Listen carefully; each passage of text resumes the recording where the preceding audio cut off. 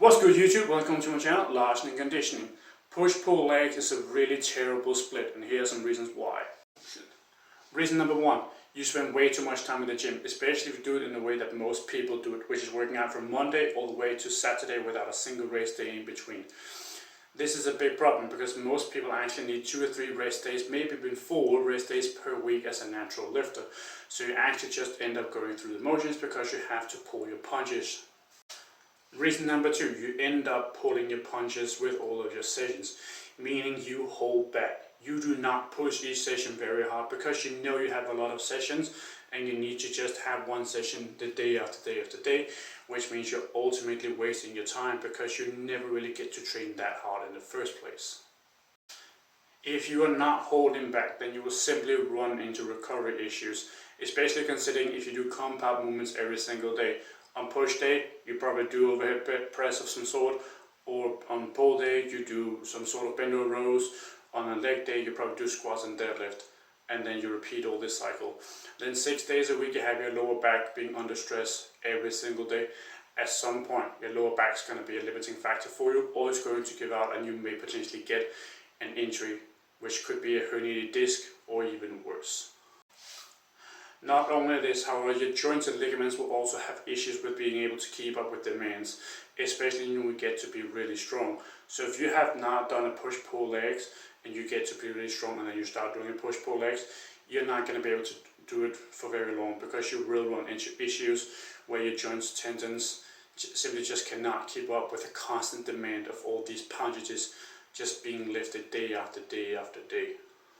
Your joint and tendons can struggle to keep up to some degree even as a natural lifter, which is even more true if you're actually blasting PEDs, which is why you see a lot of people who take PEDs, they do a lot of high rep work because they get that much stronger, that much faster. So if you were to do super heavy loading while being on PEDs, they would be a lot more prone to get injuries. So this is a big problem with this type of split because you can potentially get injuries very easily. Reason number 4, going to the gym 6 days a week will simply rob you of your social life. Gym becomes your personality, not something that enhances your life. This is a problem, at least if you actually want to have a social life. So this is not something you would preferably want to do because you cannot change any sort of day around. You can't change one day to the other because then one day if you push your push day to the day after where you have your pull day, then you have to do both your pull and push session all in one, and then it's just going to be simply too much because there's going to be way too much training volume in one session. Reason number 5, you cannot get proper rest and frequency all in the same split, which is why we preferably want to have the best split possible, which a push-pull legs with 6 days a week just simply doesn't give you, because you effectively only have 1 rest day a week, but you have 2 times the frequency, which is what we want, but you don't have the minimum threshold of 2, preferably even 3 rest days per week. So it simply will just force you to have a different training type of stimulus. You'll be forced to use a lot of machines, which is why you see a lot of people using a push-pull leg split. They will do very little compound movements or free weight because they inherently know that they cannot do all these movements and then also train 6 days a week.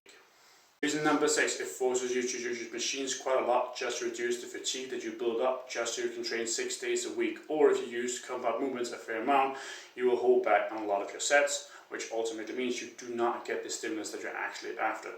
Using a lot of machines will simply lead to creating a lot of imbalances that you later have to correct if you potentially don't get injured before you get to the point where you have to correct your imbalances, because outside of in these machines you don't have proper movement. Reason number 7, and this is something that applies to most training programs. You train with the same order and intensity relative to your 1 repetition maximum every single time. This is a problem with the vast majority of programs. In general, once you pass the newbie stage, you need to use different kind of rep ranges from period to period. Instead of just doing only 3 reps, only 15 reps, you need to stimulate your muscles in many different fashions and not just stick to one type of rep range. Remember, rep ranges are a tool, not just something that you use as some sort of religion. It's a tool to get different stimulus and different goals. Let's use an upper body or a pull day or push day as an example.